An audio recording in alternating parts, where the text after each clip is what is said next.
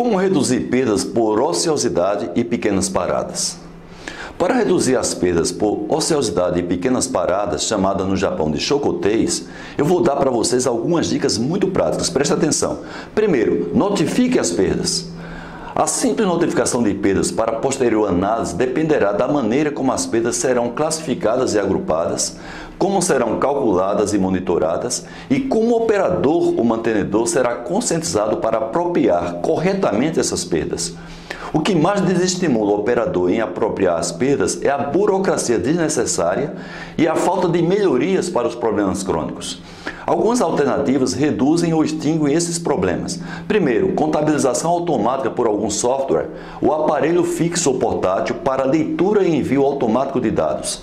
Segundo, uso de códigos de fácil apropriação. Terceiro, evitar apontamento da mesma informação em campos ou em formulários diferentes. Quarto, feedback por meio de indicadores em quadro de gestão à vista, apresentando tendências de melhorias. Outra dica que eu dou, melhore as ações corretivas. As ações corretivas muitas vezes não são eficazes para atuar sobre a causa raiz ou a velocidade com que são tomadas gera perdas e desmotivação. Esses dois temas estão ligados diretamente a deficiências técnicas, de planejamento, de sobressalentes e de ferramental. As pequenas paradas muitas vezes passam despercebidas em função de sua intensidade, mas geram uma grande perda pela sua frequência de ocorrência. As lideranças da operação e da manutenção devem verificar a real dimensão deste problema e buscar soluções. Outra dica, observe o fenômeno intensamente. A maioria das análises dos problemas é feita de maneira muito superficial, sem levar em consideração as diversas variáveis que podem estar relacionadas. Às vezes não é feita pelas pessoas que mais entendem do processo e também não são verificados no próprio local ou no ponto de acontecimento, que no Japão se chama Gemba.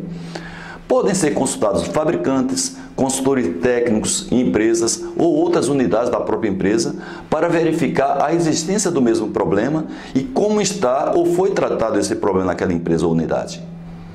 Outra dica, corrija os pequenos defeitos nos componentes e ferramentas. Muitas vezes se procura a razão da ociosidade ou pequenas paradas no equipamento em si, mas a razão pode estar em alguns componentes, periféricos e ferramentas acopladas, como moldes, estampos, matrizes, etc. Por isso é importante a participação do operador no levantamento do problema. Outra dica que eu dou para você é para conduzir análise PM. A análise PM é uma ferramenta que pode ser utilizada para solucionar problemas mais complexos de natureza mecânica, ou seja, levando-se em consideração os fenômenos físicos do equipamento. No caso de pequenas paradas, onde uma análise de variáveis simples e de conclusões utilizando os conhecimentos e o bom senso não foi suficiente. Outra dica, determine as condições ótimas de funcionamento. Conceitualmente, problema é a diferença entre o valor obtido e um valor desejado ou possível.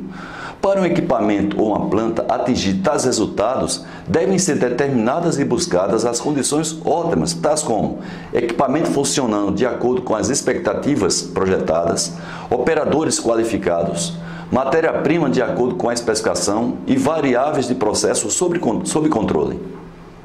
Outra dica que também eu dou para você, elimine os projetos deficientes.